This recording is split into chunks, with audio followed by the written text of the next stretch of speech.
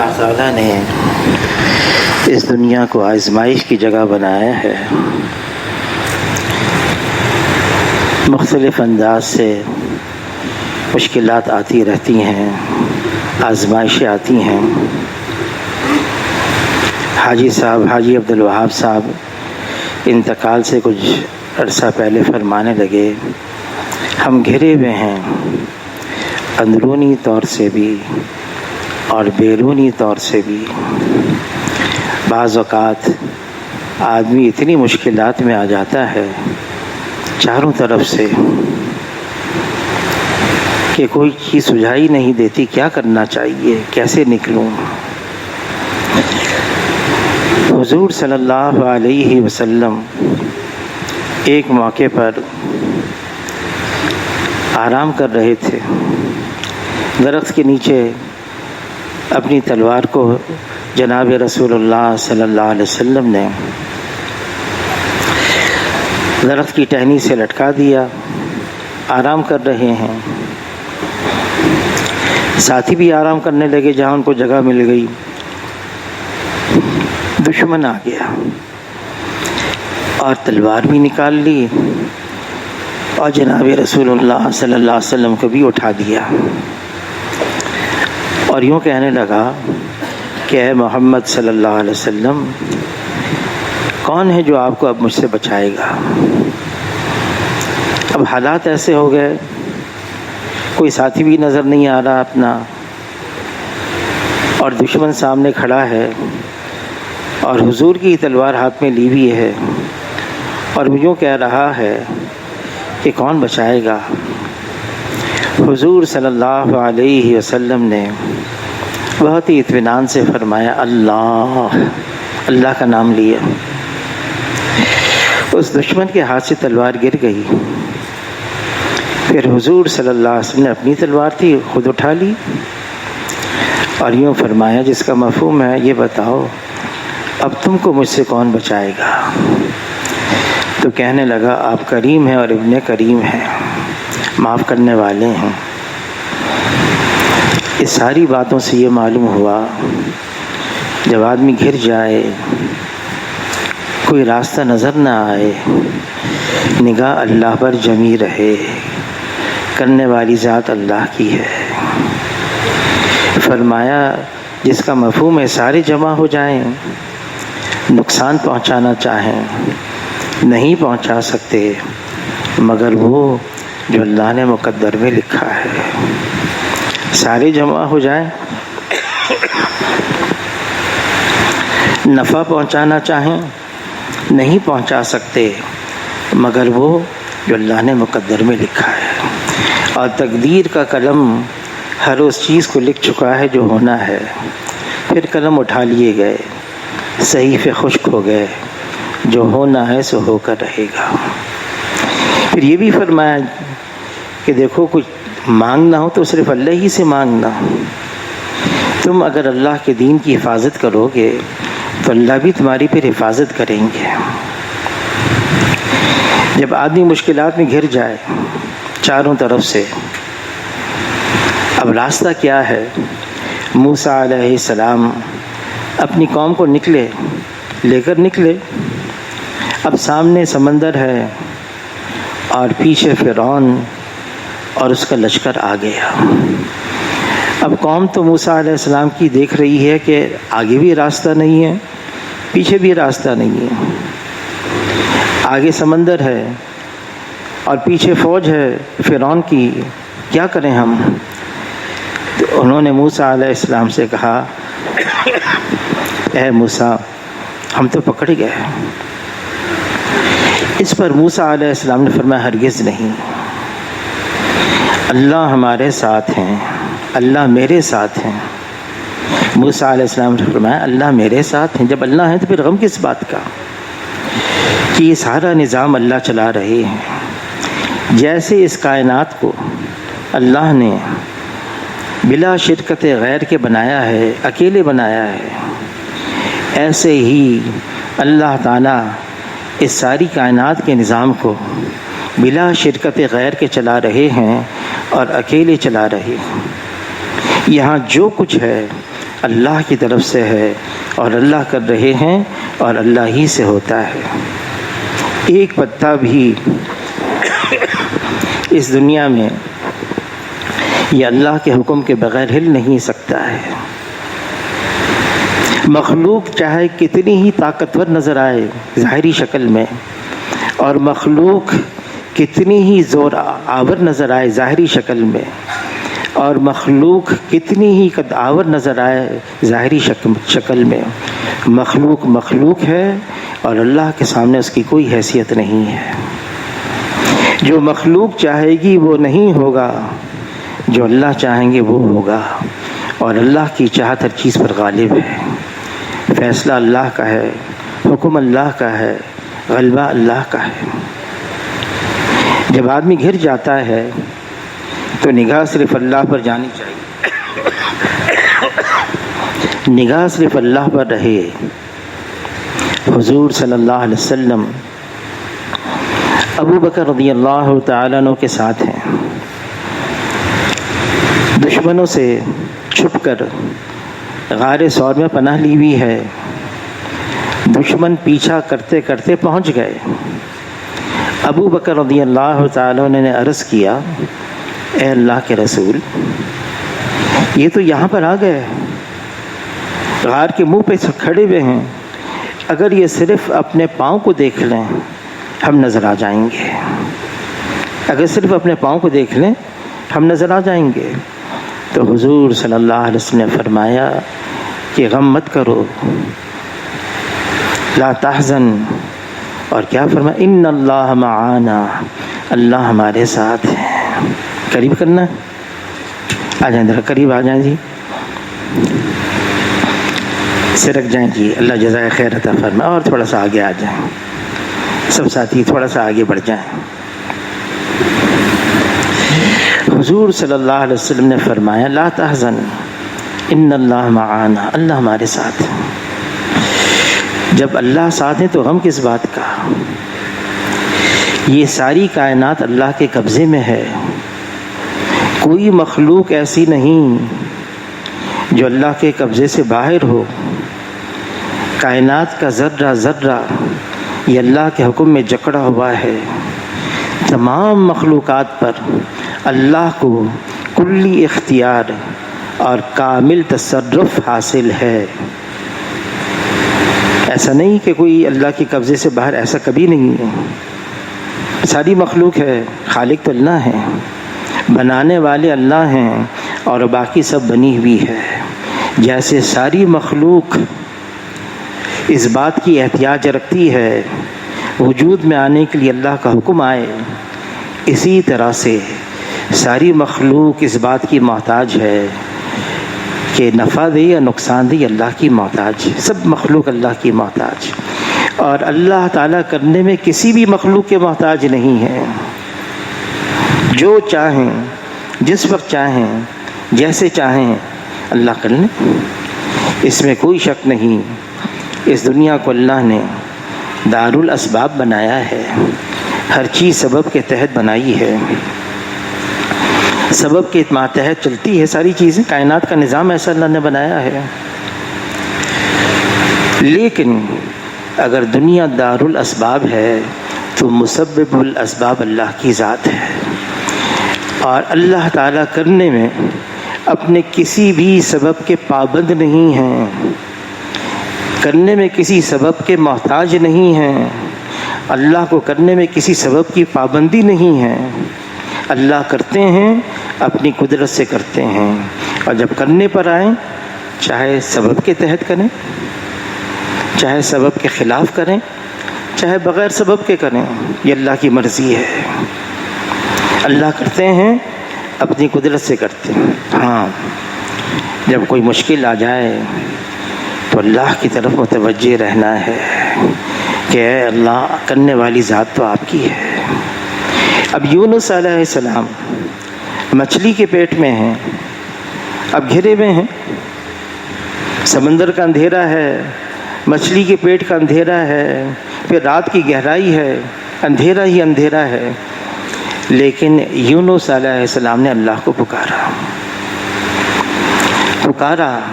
اور اللہ تعالیٰ نے پھر یوں بھی فرما دیا، اگر یونس علیہ السلام ہمیں نہ پکارتے اس انداز سے تو حشر تک مچھلی کے پیٹ میں ہی رہتے،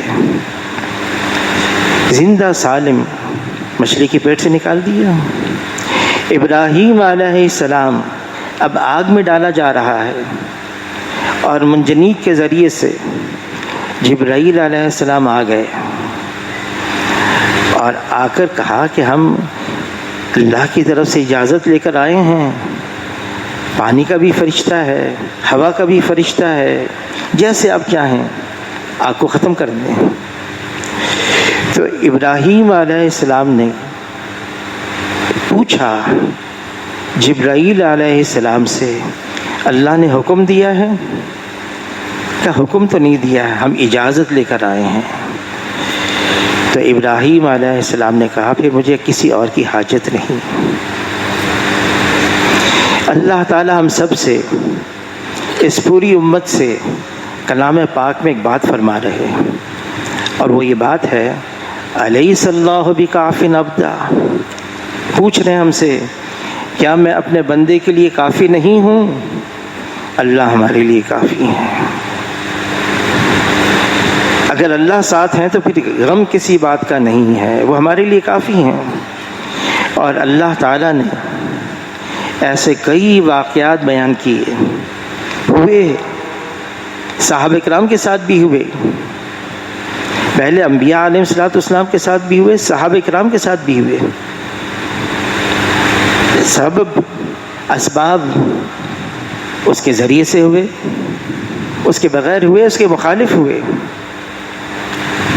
عبداللہ ابن عمر رضی اللہ تعالیٰ عنہ اپنا واقعہ بیان کرتے ہیں۔ وہ واقعہ یہ ہے بتانے کے لیے، دیکھو آدمی کے اندر اگر صرف اس کا استحضار رہے، خیال رہے، دیکھو اللہ ہیں، وہ مجھے دیکھ رہے ہیں، وہ میرے اندر کی حالت کو جانتے ہیں، سارا نظام اللہ کے قبضے میں ہے۔ جب آدمی کا اس کا دھیان رہتا ہے نا، پھر وہ باقی چیزوں سے متاثر نہیں ہوتا۔ جس دل میں صرف اللہ سے امید ہوتی ہے، جس دل میں صرف اللہ کا خوف ہوتا ہے، وہ دل مطمئن ہو جاتا ہے۔ اور جس دل میں اللہ کے علاوہ سے امید ہوتی ہے، جس دل میں اللہ کے علاوہ کا خوف ہوتا ہے، وہ دل ہمیشہ پریشان رہتا ہے۔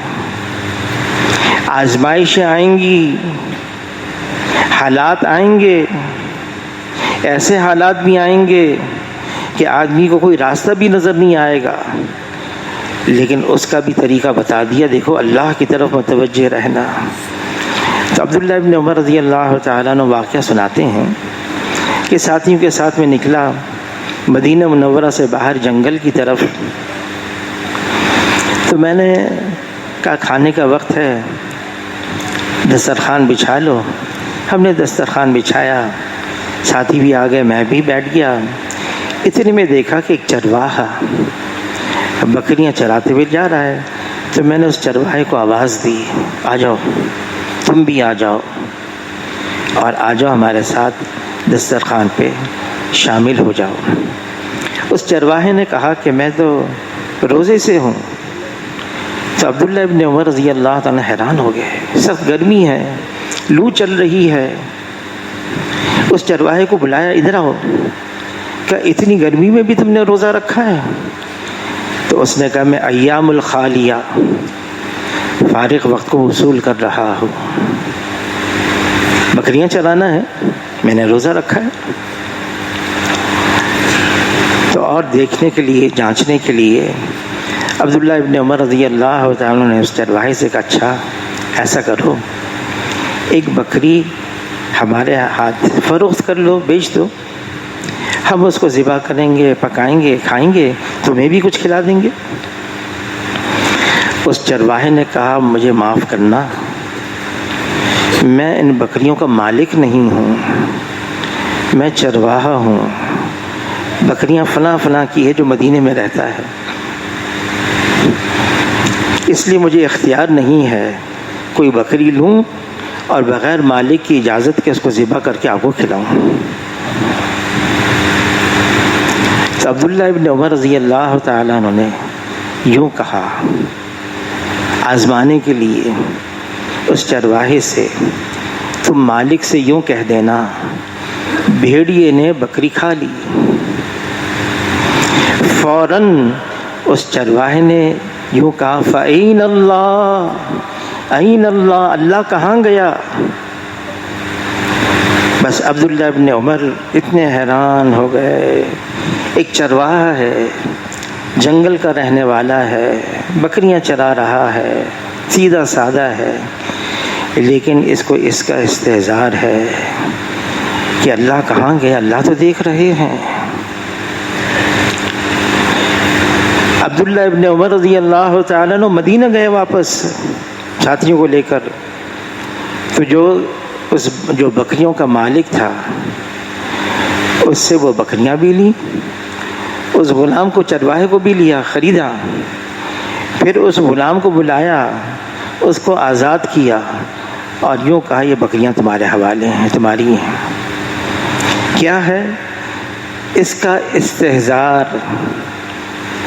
اللہ تو ہے۔ حاجی صاحب فرمانے لگے دیکھو ہر وقت یہ اپنے ذہن میں رکھنا کہ اللہ مجھے دیکھ رہے ہیں، اللہ میرے ساتھ ہیں، وہ مجھے میری ہر بات کو جانتے ہیں، دل میں کیا خیالات گزر رہے ہیں وہ بھی اللہ کے سامنے ہیں، اللہ کے علم میں ہے۔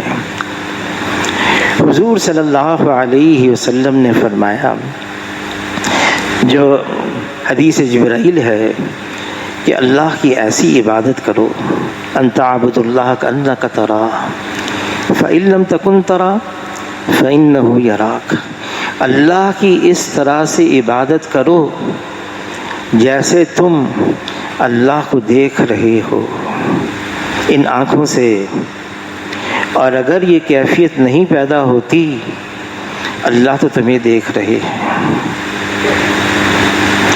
آج دنیا کی مصروفیت، دنیا کے کام کاج، دنیا کا انہماک، اس نے ہمیں بھلا دیا کہ اللہ ہمارے خالق اور مالک ہیں اور ہم اس کے بندے ہیں۔ ہم دنیا میں اپنی مرضی سے نہیں آئے، اللہ نے ہمیں بھیجا ہے، اور اس دنیا سے اپنی مرضی سے ہم نہیں جائیں گے، وہ اللہ کی طرف سے وقت آئے گا مقرر، اللہ ہمیں بلائیں گے، پھر ہم چلے جائیں گے۔ نہ اپنی مرضی سے آئے نہ اپنی مرضی سے جانا ہے، اللہ کی مرضی سے آئے اور اللہ کی مرضی سے جانا ہے۔ یہ جو درمیان کا وقت ہے اس میں کیا کرنا ہے؟ اللہ کا دھیان، اللہ کا خیال، ہر وقت اس کا استحضار کہ اللہ مجھے دیکھ رہے ہیں۔ صحابہ اکرام پر ایسی محنت ہوئی، اتنی محنت ہوئی، ان کے ایمان کی سطح اتنی بلند ہو گئی کہ علی رضی اللہ تعالیٰ عنہ فرماتے ہیں اگر میرے اور اللہ کے درمیان کے پردوں کو ہٹا دیا جائے تو میرے ایمان میں ذرے برابر کا اضافہ نہ ہو، میں تو اب بھی ایسا ہوں جیسے ان آنکھوں سے اللہ کو دیکھ رہا ہوں۔ اور واقعی ان کا یہ حال بن گیا تھا۔ واقعی ایک صحابی سے پوچھا حضور صلی اللہ علیہ وسلم نے صبح کس حال میں کی؟ تو عرض کیا اے اللہ کے رسول، میرا تو یہ حال بن گیا ہے، میں دن بھر روزے کی حالت میں ہوتا ہوں، رات بھر قیام کی حالت میں ہوتا ہوں، میں ان آنکھوں سے جنت کو دیکھ رہا ہوں، میں ان آنکھوں سے جنت والوں کو دیکھ رہا ہوں، وہ ایک دوسرے کو سلام کر رہے ہیں، میں ان آنکھوں سے جہنم کو دیکھ رہا ہوں، جہنم والوں کو دیکھ رہا ہوں، ایک دوسرے پر لعن طعن کر رہے ہیں۔ گویا کہ میری ان نگاہوں کے سامنے اللہ کا عرش ہے۔ یہ کون؟ ایک صحابی فرما رہے حضور صلی اللہ علیہ وسلم سے، حضور صلی اللہ علیہ وسلم نے فرمایا، یہ سن کر حارثہ تم وہ ہو جس کا دل اللہ نے ایمان کے نور کے ساتھ منور کر دیا. اس کو سنبھال کے رکھنا. ایمان کی وہ کیفیت بن گئی ان کی. ایمان وہ دولت ہے، ایمان وہ خزانہ ہے جس کی وجہ سے انسان صرف نفس اور شیطان نہیں بلکہ دنیا کی تمام مخلوقات پر غلبہ حاصل کر سکتا ہے. ایمان کی بدولت اس نے اللہ کو ایسا پہچان لیا جیسے اللہ ہیں. آدمی اپنی آنکھوں سے دیکھتا ہے نا، ایسے ہی ایمان والا اپنی آنکھوں سے اللہ کو دیکھ رہا ہے. وہ ایک ہے، اکیلا ہے، یکتا ہے، تنہا ہے. اللہ کا کوئی ساتھی نہیں، اللہ کا کوئی ثانی نہیں، اللہ کا کوئی متوازی نہیں. وہ وحدہ لا شریک لہ ہے، اللہ جیسا کوئی نہیں ہے. اس نے اللہ کو دیکھ لیا. اس دنیاوی آنکھ سے تو آدمی اللہ کو نہیں دیکھ سکتا. وہ کیا ہے؟ وہ ایمان کا نور ہے اس کے اندر، جس کے ذریعے سے اللہ کو دیکھ رہا ہے، اور ہر وقت اس کا استحضار ہے، احساس ہے کہ اللہ مجھے دیکھ رہے ہیں، میں اللہ کو دیکھ رہا ہوں. جس کو یہ کیفیت مل جائے، جس کا یہ حال ہو جائے، کیا کبھی وہ اللہ کی کوئی نافرمانی کر سکتا ہے؟ وہ تو اللہ کے خلاف کر ہی نہیں سکتا، اللہ کے حکم کے خلاف. اللہ مجھے دیکھ رہے ہیں، میں کیسے اللہ کے خلاف کروں؟ میں کیسے اللہ کا حکم توڑوں؟ میں کیسے اللہ کی نافرمانی کروں؟ میں کیسے گناہوں میں ہو جاؤں؟ وہ کر ہی نہیں سکتا. عمر رضی اللہ تعالی عنہ مدینہ منورہ کی گلیوں میں گشت کر رہے ہیں. صبح ابھی رات چھٹی ہے اور صبح کا چاندنا ابھی ہو رہا ہے. صبح صادق ابھی ہونے والی ہے. تہجد کا وقت ابھی ختم ہوا ہے. عمر رضی اللہ تعالی عنہ وہاں پہنچ گئے اس حصے میں، مدینہ منورہ کے اس حصے میں جہاں غریب، غربا، فقیر اور مسکین لوگ رہتے. بکریاں چرانے والے، اونٹ چرانے والے، دودھ بیچنے والے، ان کی جھونپڑیوں میں آواز آنے لگی. ایک جھونپڑی میں سے عورت کی آواز آئی، بیٹی دودھ میں پانی ملا دو. کم ہو گیا ہوگا، دودھ میں پانی ملا دو. لڑکی کی آواز آئی، اماں جان آپ نے امیر المومنین کا اعلان نہیں سنا؟ دودھ میں جو پانی ملا ہے اس کو یہ سزا ہے. عورت کی آواز آئی، ارے یہاں کہاں امیر المومنین؟ لڑکی کی آواز آئی، امیر المومنین نہیں ہے، اس کا خدا تو ہے. عمر رضی اللہ تعالیٰ عنہ نے صرف آوازیں سنی ہیں، دیکھا کچھ نہیں اندر. کون ہے دیکھا نہیں، آواز آئی کان میں. اسی وقت گھر گئے، اپنے صاحبزادے عاصم سے کہا جاؤ وہاں اس علاقے میں ایک جھونپڑی ہے، میں نشان لگا کر آیا ہوں، یہ ایسا نشان ہے. وہاں ایک لڑکی ہے، اس کا رشتہ اپنے لیے مانگ کر آؤ. خلیفہ وقت کا لڑکا بیٹا جاتا ہے، باپ نے کہا ہے، اس علاقے میں پہنچتا ہے، نشانی دیکھتا ہے، مل جاتی ہے، اس لڑکی کا رشتہ اپنے لیے مانگ کر آتا ہے. رشتہ طے ہو جاتا ہے. ان کی نسل سے کون پیدا ہوتے ہیں؟ عمر بن عبدالعزیز رحمۃ اللہ علیہ، جن کی خلافت کے دور میں 5 سال کا خلافت کا دور تھا. ایک ہی گھاٹ میں بکری بھی پانی پی رہی ہے، بھیڑیا بھی پانی پی رہا ہے. بکریاں چراتے چراتے چرواہے نے دیکھا ایک بھیڑیے نے میری بکری پر حملہ کیا، چیخ مار دی، ایسی درد بھری چیخ. لوگ جمع ہو گئے، ہوا کیا؟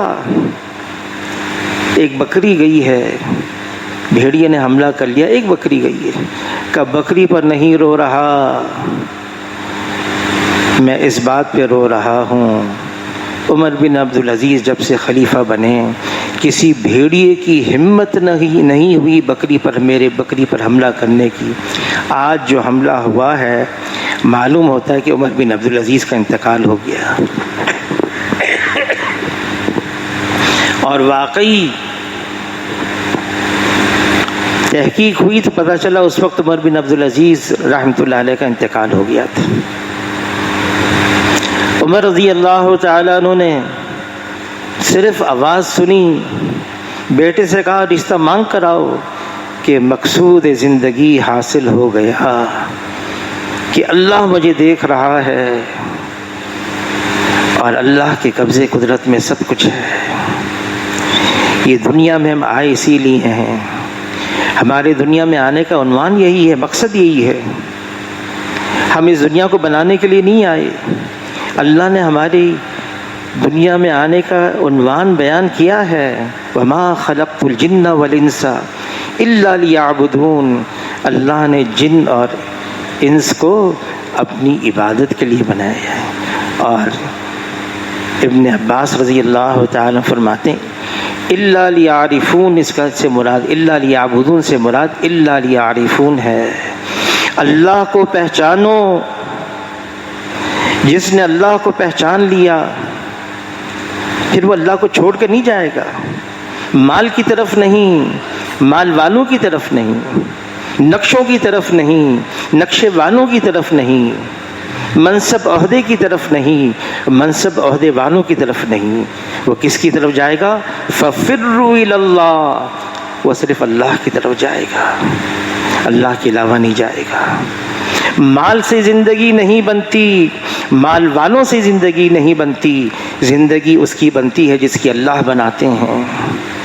نقشوں سے، نقشے والوں سے، چیزوں والوں سے کام نہیں بنتا، کام اس کا بنتا ہے جس کی اللہ بناتے ہیں۔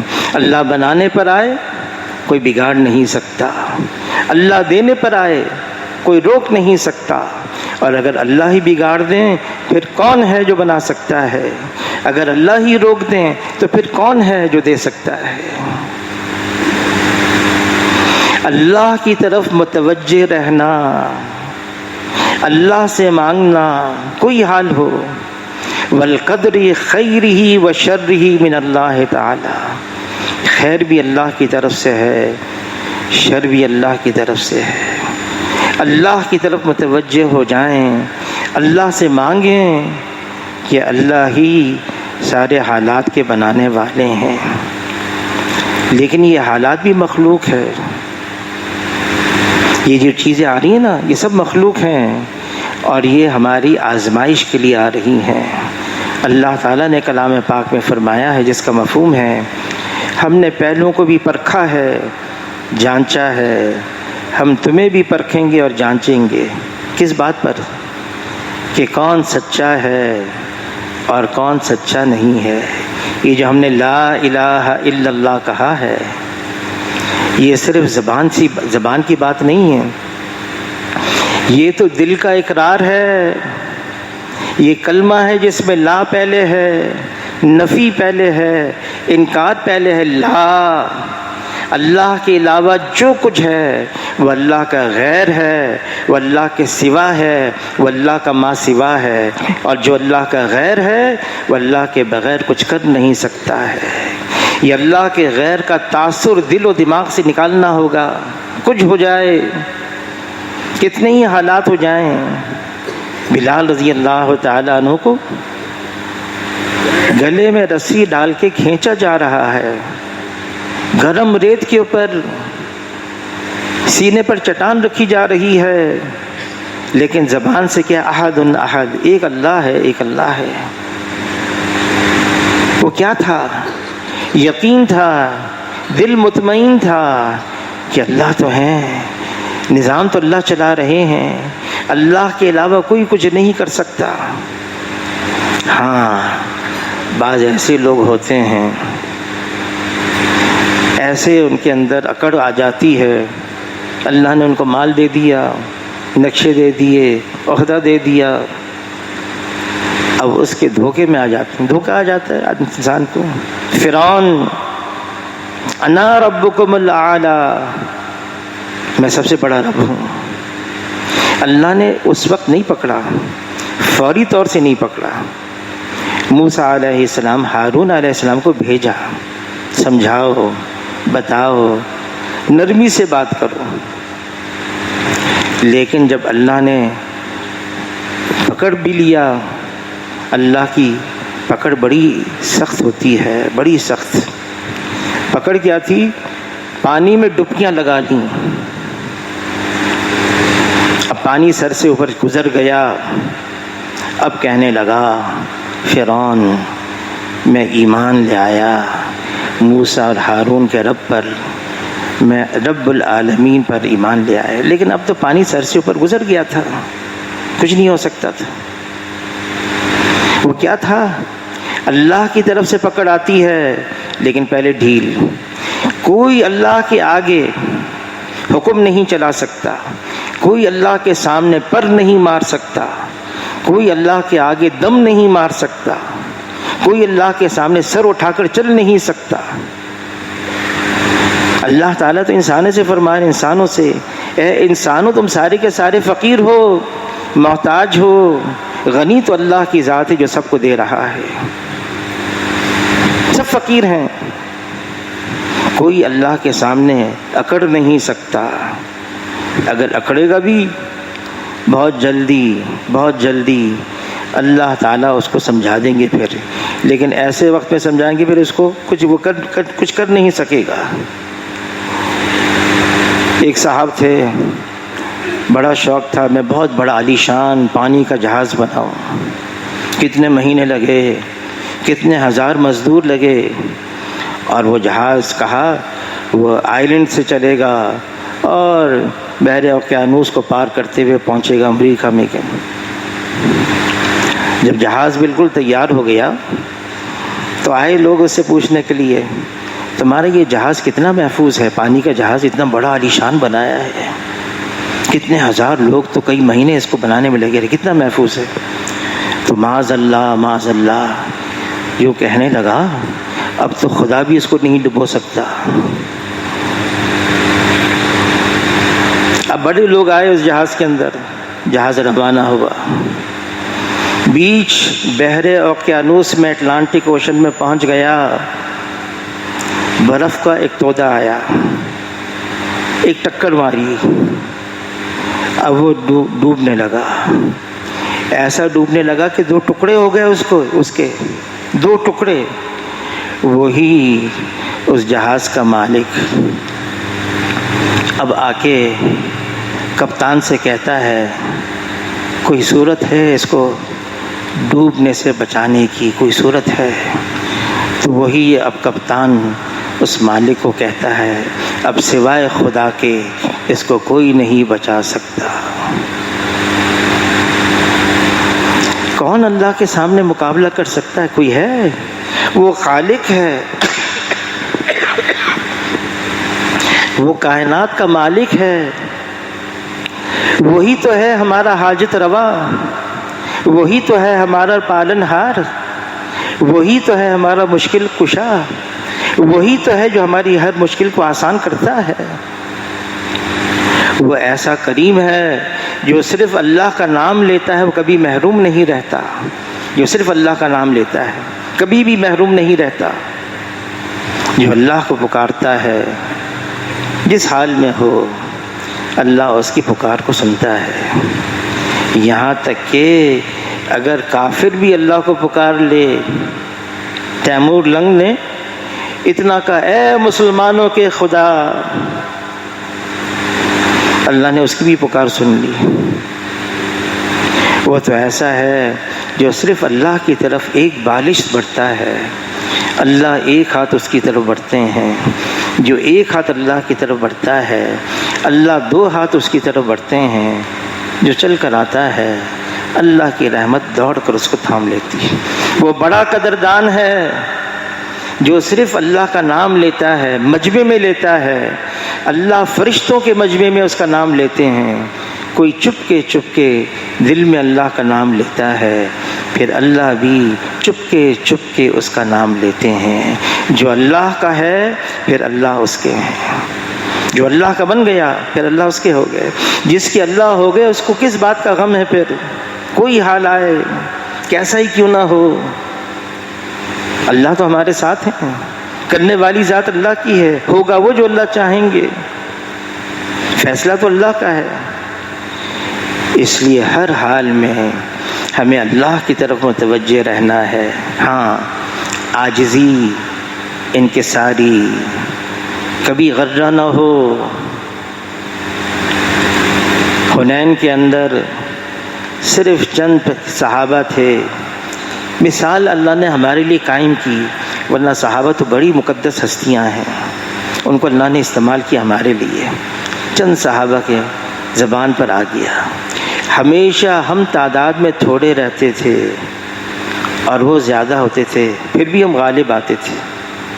اب تو ہم تعداد میں بہت زیادہ ہیں، 12,000 اور وہ تو صرف 4,000 ہیں۔ اللہ کو یہ بات پسند نہیں آئی، مثال دے دی ہمارے لیے بات کے آنے والوں کو۔ دیکھو، کبھی زور بازو پر اعتماد نہ ہو، میں یوں کر لوں گا، میں ایسا کر لوں گا، کبھی نہیں۔ اللہ کے سامنے ہمیشہ عاجزی، انکساری، تواضع، اے اللہ میں تو کچھ بھی نہیں کر سکتا، میری مدد فرما۔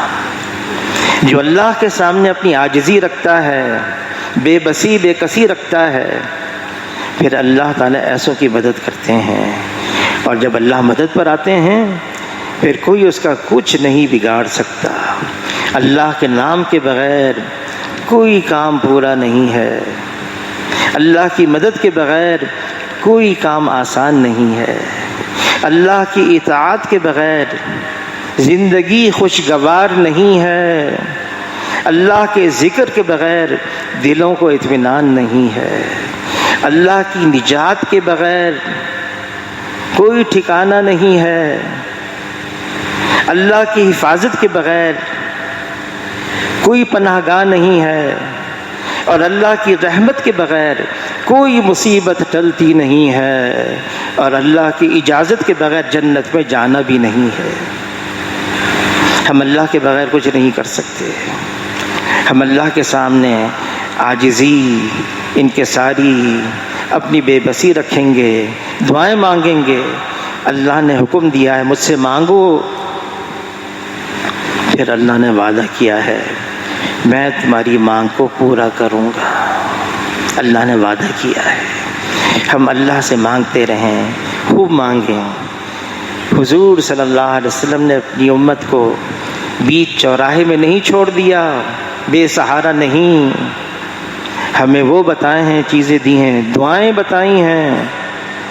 صرف صبح شام کی دعائیں ہیں، صبح شام کی دعائیں اگر غور کرے آدمی، فرمایا اگر صرف صبح کو اور شام کو آدمی 3 دفعہ سورہ اخلاص، سورہ فلق، سورہ ناس پڑھ لے، یہ 3 صورتیں، قل هو اللہ احد، قل اعوذ برب الفلق، قل اعوذ برب الناس، یہ تینوں پوری صورتیں 3 دفعہ صبح کو پڑھ لے، 3 دفعہ شام کو، جناب رسول اللہ صلی اللہ علیہ وسلم فرماتے ہیں اس کی ہر چیز کے لیے کفایت کر لے گا، ہر چیز کے لیے۔